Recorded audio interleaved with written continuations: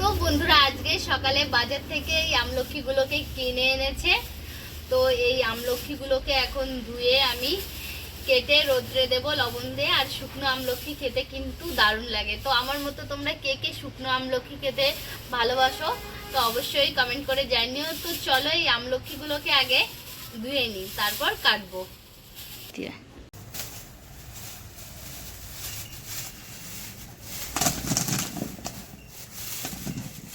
Wow, তো বন্ধুরা তোমাদের ওখানে আমলকি কেমন দাম?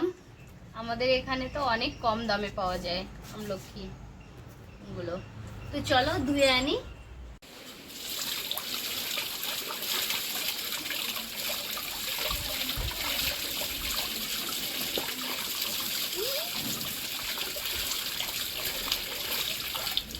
তো বন্ধুরা আমলকিগুলো দেখো আমার ধোয়া হয়ে গেছে। এখন আমলকিগুলোকে আমি কেটে নেব। তো চলো।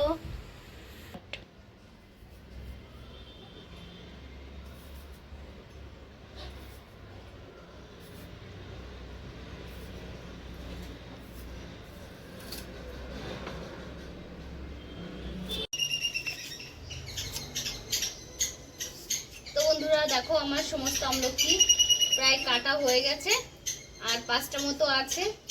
আর আগে যখন মানে শীত আসতো না, তখন ট্রেনে যখন যেতাম এরকম কেটে লবণ, কাঁচা লঙ্কা আর ধনেপাতা দিয়ে মাখিয়ে আনতো বিক্রি করতে, দারুণ লাগতো কিন্তু খেতে। তো আর অন্য সময় এমনি শুকনো আমলকি পাওয়া যেত, সেগুলো কিনে খেতাম, দারুণ লাগতো। তো তোমরাও কি এভাবে আমলকি শুকিয়ে খাও? যদি খেয়ে থাকো তো অবশ্যই কমেন্ট করে কিন্তু জানিও। আমার আমলকিগুলো প্রায় কাটা হয়ে গেছে। কাটার পর আমি আমলকিগুলোতে লবণ লাগাবো।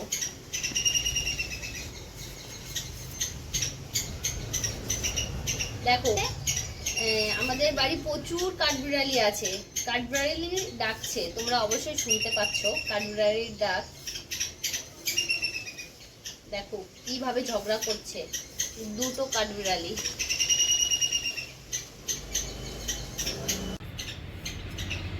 তো বন্ধুরা আমার আমলকিগুলো দেখো কাটা হয়ে গেছে। এখন আমলকিগুলোয় লবণ লাগিয়ে নেব। তো চলো। তো বন্ধুরা এখন লবণ মাখিয়ে নিচ্ছি, একটু বেশি করেই লবণ দেব। তো এখানে আমি 2 চামচ লবণ দিয়েছি।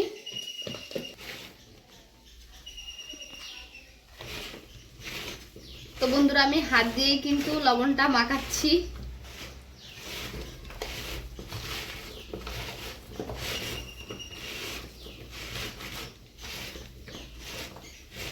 এই আমলকিগুলো কাটতে কিন্তু আমার বোন আমাকে সাহায্য করেছে, কিন্তু ও ভিডিওতে আসেনি, ও ভিডিও করতে পছন্দ করে না, এই জন্য।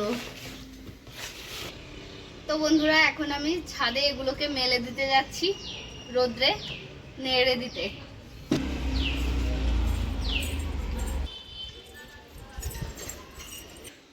তো বন্ধুরা ছাদে চলে এসেছি।